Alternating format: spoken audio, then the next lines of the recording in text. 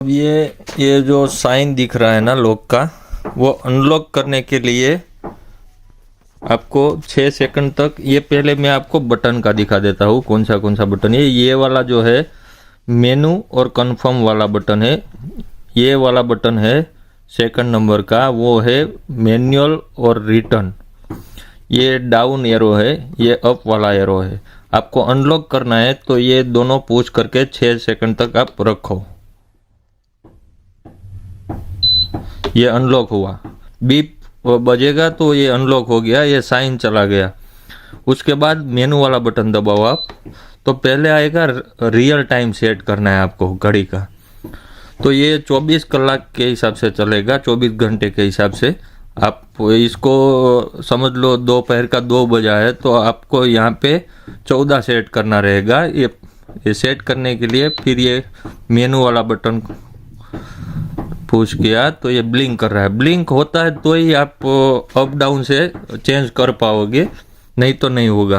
ये समझ लो 12 है तो यहाँ पे 14 किया, फिर मेनू वाला बटन दबाया, मिनट सेट कर दो आप। ये 14 हो गया, दोपहर का 2 बजा है।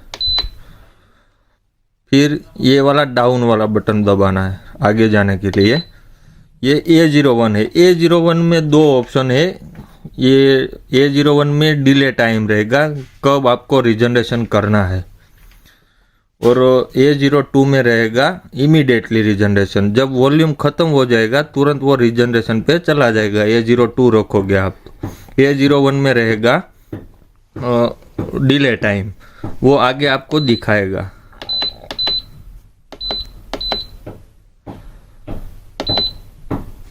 ये 0200 है, वो रात का टाइम है। रात का 2 बजे वो रिजनरेशन पे जाएगा, जो A01 रखा है मैंने।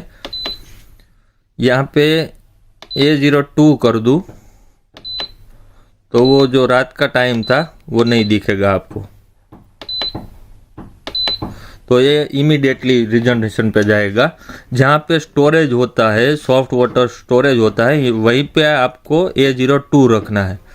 और जहाँ पे स्टोरेज नहीं हो रहा है, ऑनलाइन यूज हो रहा है सॉफ्ट वाटर, वहीं पे आप A01 रखो और रात का कंफर्टेबल टाइम आप सेट कर दो उस पे।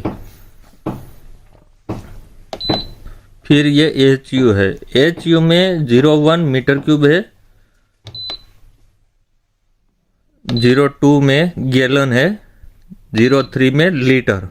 आपको डिस्प्ले में कौन सा दिखना है, मीटर क्यूब में दिखना है, लीटर में देखना है, गैलन पे देखना है, वो आप यहाँ पे सेट कर सकते हो। फिर डाउन दबाया तो यहाँ पे मीटर क्यूब दिख रहा है। 10 मीटर क्यूब के बाद वो रिजनरेशन पे जाएगा। वॉल्यूम OBR यहाँ पे 10 मीटर क्यूब डाला है, उसको चेंज करना है तो आप यहाँ से अप डाउन से कर सकते हो। मेनू कन्फर्म वाला बटन दबा के कर सकते हो। फिर ये 10 मीटर क्यूब भी रखा है तो ये सेव कर लिया। फिर ये आगे जाओ, डाउन वाला बटन पुश करो आप। फिर ये जो 3 एरो ऊपर की तरफ जा रहा है, 2 नंबर है, 3 एरो ऊपर की तरफ जा रहा है, वो है बैक वॉच। ये 10 मिनट डिफॉल्ट सेट किया हुआ आता है, 10 मिनट ही रखो आप। फिर आया, आगे गया तो 3 नंबर, 1 एरो ऊपर की तरफ जा रहा है बाउल में से, वो सॉल्ट सक्शन के लिए है। तो इसमें डिफॉल्ट 60 मिनट रखा हुआ है, तो उसमें आप चेंज करने के लिए मेनू कन्फर्म वाला बटन दबाओ, अप डाउन से आप चेंज कर सकते हो। ये पुश करके रखो तो स्पीड से वो भागने लगेगा। 50 मिनट रखना है।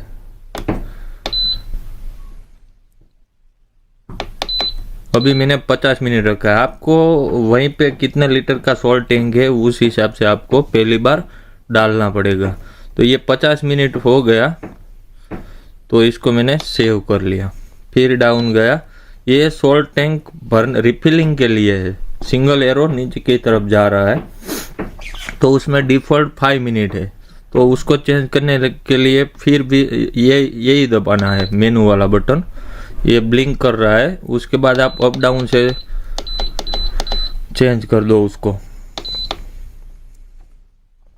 फिर आगे जाने के लिए डाउन वाला, ये 5 नंबर है, 3 एरो नीचे की तरफ आ रहा है तो वो है फास्ट रिंज, उस पे 10 मिनट है डिफ़ॉल्ट सेट किया हुआ। वहीं पे भी आपको चेंज करना है तो आप चेंज कर सकते हो। फिर ये मेनू कन्फर्म वाला बटन दबा दो, ब्लिंक बंद हो जाएगा, सेव हो जाएगा। उसके बाद आगे जाने के लिए डाउन वाला, तो एच में है 30D, यहाँ पे डी लिखा है ऊपर। ये डी का मतलब है दिन, कितने दिन के बाद आपको रिजनरेशन करना है। तो ये तो वाल है, वॉल्यूम बेज है, वॉल्यूम के हिसाब से चलेगा। तो आपको यहाँ पे 0 करना है, या तो 15 दिन रखो, तो 15 दिन में अपने आप वो रिजनरेशन करेगा, लेकिन तब पानी चालू नहीं होगा। तो इसको 0 कर दो एच में। और B01 ही रखना है। ये B01 है, आउटपुट सिग्नल है। ये सॉफ्टनर का वाल है ना, उसमें ज़रूरत नहीं है। पैनल है फिल्टर वाल में, तो उसमें ज़रूरत पड़ता है। तो B01 का कोई मतलब नहीं है इसमें। और ये सेटिंग हो गया, 14:04 हुआ। तो ये दोपहर का 2 बजा है, 4 मिनट। तो फिर सेटिंग में से बाहर निकलने के लिए फिर ये मैनुअल रिटर्न वाला बटन एक बार पुश करके छोड़ दो। तो ये 10 मीटर क्यूब दोस्तों, ये सेटिंग किया था 10 मीटर क्यूब के बाद रिजनरेशन होना चाहिए, तो 10 मीटर क्यूब आया। ये जो साइन दिख रहा है ना, अब जा रहा है, वो सर्विस का है। आपको समझ लो अभी फास्ट रेंज करना है, तो आप ये अनलॉक करके, अनलॉक है तो आप मोड चेंज करना चाहते हो तो ये वाला बटन दबाओ, तो वो मोड चेंज होगा। रिजनरेशन पे गया, पूरा मैन्युअली रिजनरेशन करना है तो लॉक को ओपन करके आपको सिर्फ यही बटन एक बार पुश करना है, अपने आप सब प्रोसेस कर लेगा, फिर वो सर्विस मोड पे आ जाएगा। आपको बैक वॉश करना है तो बैक वॉश में आया ये 2 नंबर। आपको फास्ट रेंज करना था तो फिर से ये वाला बटन दबाओ, स्किप होगा ये मोड, वो शॉर्ट सेक्शन में आएगा।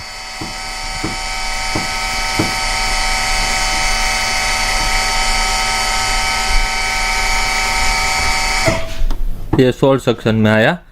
ये भी नहीं करना है तो फिर से वो वाला बटन दबाना है, हो जाएगा 4 नंबर ब्राइन रिफिलिंग पे। वो भी नहीं करना है, फास्ट रेंज करना है आपको। फिर से ये वाला बटन दबाओ, ये फास्ट रेंज पे आया। ये फास्ट रेंज हो रहा है अभी। फास्ट रेंज खत्म होने के बाद वो सीधा आ जाएगा सर्विस मोड पे।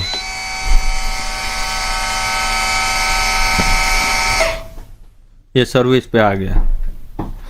अब ये जो वाइट वायर आता है, ये जो 2 वायर है वो डेनफोस का KP35 जो LP आता है, लो प्रेशर स्विच, उसमें लगेगा। ये 1 और 2 और 4 3 पॉइंट आता है उसमें, वो केबल देने के लिए LP में। तो उसमें आपको 1 और 2 में लगाना है और LP का रेंज सेट करना है 1.5 kg या 1 kg पे सेट करना है। ये काम क्या करता है वो मैं आपको दिखाता हूँ। समझ लो कि ये सर्विस के अलावा कोई भी प्रोसेस में होगा वाल, तो पानी आना बंद हो जाएगा तो तुरंत वहीं पे रुक जाएगा। देखो ये बैकवॉश पे आया, अभी ये माइनस हो रहा है। देखो ये पानी बंद हो जाएगा, पानी आना, तो वहीं पे वो रुक जाएगा। देखो ये मैंने लो प्रेशर किया है तो वहीं पे रुका है। ये पानी आया, ये अलग कर दिया मैंने, वहीं से आगे फिर ये लो प्रेशर आया। देखो वहीं पे रुका है, ये अलग किया मैंने तो वहीं से डाउन होना शुरू हो जाएगा। फिर ये मैंने लो प्रेशर किया, दोनों को ज्वाइंट किया। यही काम करेगा, ये जो वाइट वायर है ना वही काम करेगा। सॉफ्टनर का हर एक मॉडल पे ये वाइट वायर निकलेगा, रेड वायर या वाइट वायर, तो वही काम करेगा ये सॉफ्टनर के वाल में। बस ऐसा सेटिंग है और ऐसे काम करता है ये सॉफ्टनर वाल।